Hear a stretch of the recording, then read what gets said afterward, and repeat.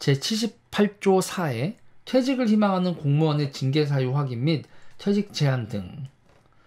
임용권자 또는 임용제청권자는 공무원이 퇴직을 희망하는 경우에는 제78조 1항에 따른 징계 사유가 있는지 제2항 각 호의 어느 하나에 해당하는지 여부를 감사원과 검찰, 경찰 등 조사 및 수사기관의 장에게 확인하여야 한다.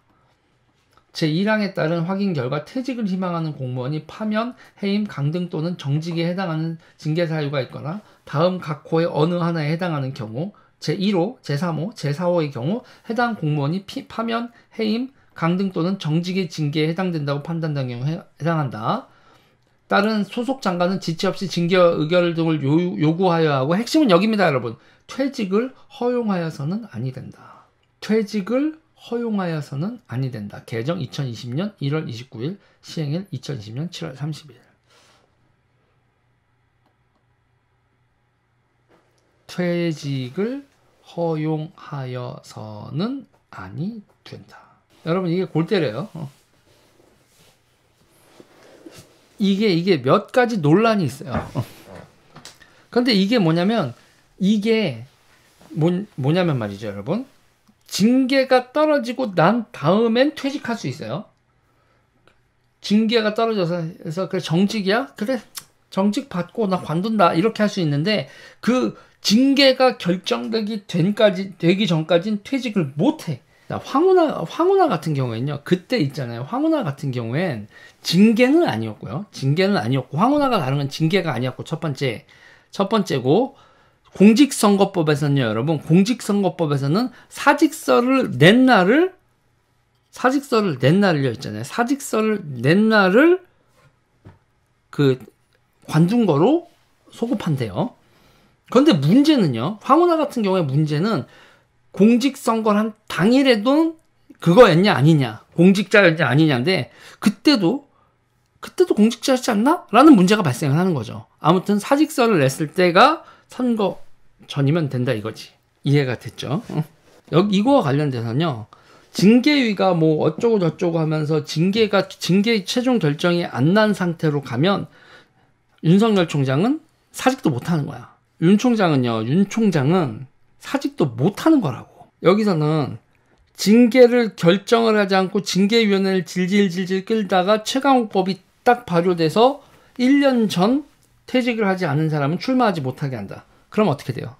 아무튼 양아치 짓은 양아치 짓이잖아. 그리고 얘네들 생각에서는 뭐냐면 윤 총장만 막으면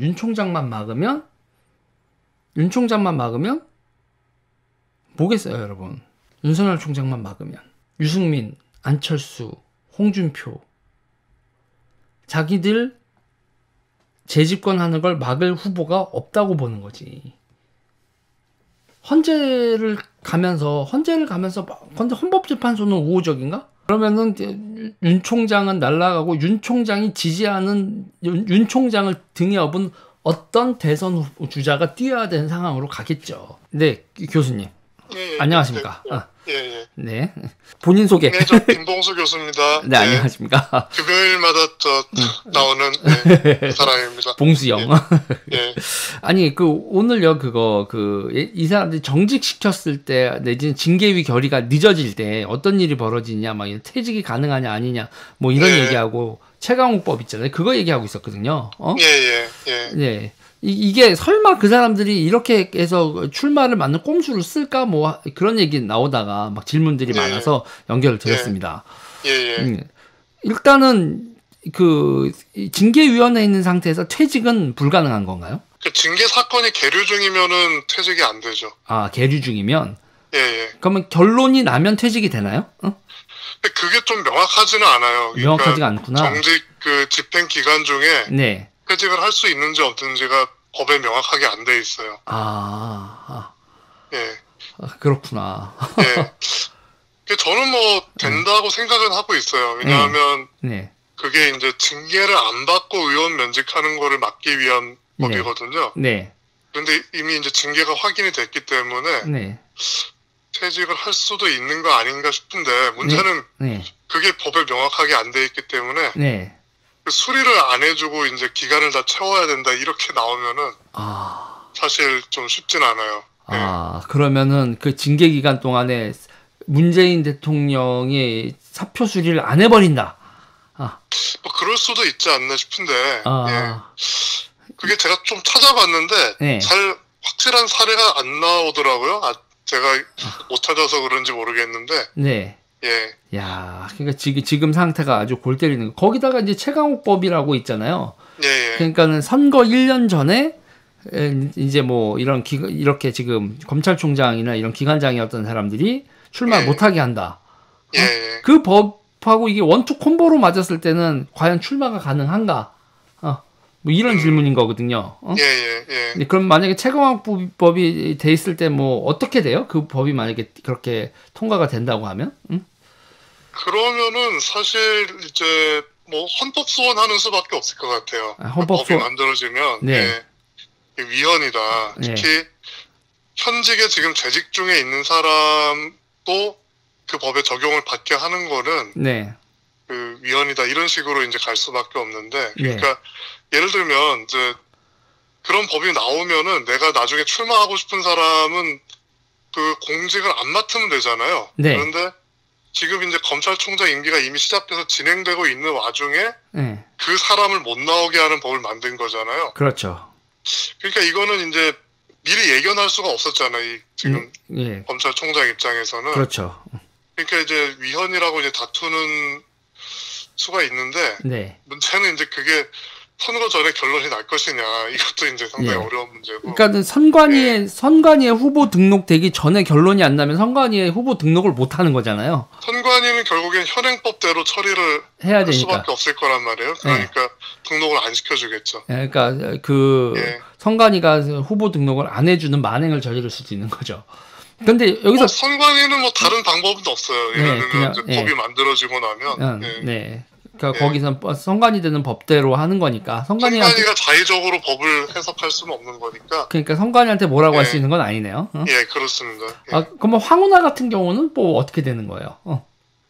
그거는 이제 공직선거법에 예를 들면 이제 언제까지 직을 그만둬야 된다 이렇게 규정이 돼 있는데 거기에 보면 뭔 조항이 또 있냐 하면은 사직원을 제출한 날에 그만둔 것으로 본다는 규정이 있어요. 그러니까 사표 수리가 된 날이 아니라 사직원을 제출한 날이 기준이군요. 예, 그렇죠. 왜냐하면 이제 그게 절차가 늦어져가지고 이제 사표 수리가 늦어질 수가 있잖아요. 그래서 이제 그것 때문에 이제 공직 출마가 되고 안 되고를 결정하면은 문제가 있으니까. 그래서 이제 직은 그만둬야 되는데 사직원 제출한 날 직을 그만둔 걸로 본다는 규정이 있어요. 그러니까 이제 황운하 씨는 이제 사직원은 이제 그 규정에 맞게 낸 거죠 이미. 다만 이제 뭐가 문제냐 하면은 일단 선거 당일날에는 퇴직이 돼 있어야 되는 거 아니냐 또 이런 의문이 제기될 수 있는 거거든요. 그러니까 직을 그만둬야 하는데 이제 사직원 낸 날 그만둔 걸로 본다 하더라도 일단 선거일 당일에는 그 직에 있으면 안 된다고 이제 해석될 여지가 있거든요. 그런데 이제 황운하 씨는 이제 그게 그 당시에 이제 그때까지도 이제 수리가 안 되고 있다가 조건부로 이제 수리해 준 거 아니에요. 그래서 이제 좀 논란이 있었던 거죠. 그렇군요. 교수님 감사합니다. 뭐 사실 뭐 공직선거법 이런 거는 뭐 법학 교수들도 평소에 이렇게 들여다보고 있지 않기 때문에 뭐 제가 특별히 뭐 더 전문가다 이렇게 말하기는 좀 쉽지 않은 것 같아요. 근데 지금 이게 지금 별의별 꼼수들이 다 나오니까 도대체 뭐 정신이 하나도 없습니다. 막 이런 입법이나 이런 거 같은 경우에. 그렇죠. 뭐 못 나오게 하려고 마음 먹으면 못 나오게 할 수 있어요. 법을 만들면 되니까. 지금 180석으로 못 할 게 없는 거죠. 그렇습니다. 네, 감사합니다. 교수님 조만간 또 봬요. 들어가십시오. 들어가세요. 어이가 없죠, 여러분. 여러분 좋아요 눌러주세요. 구독 눌러주세요.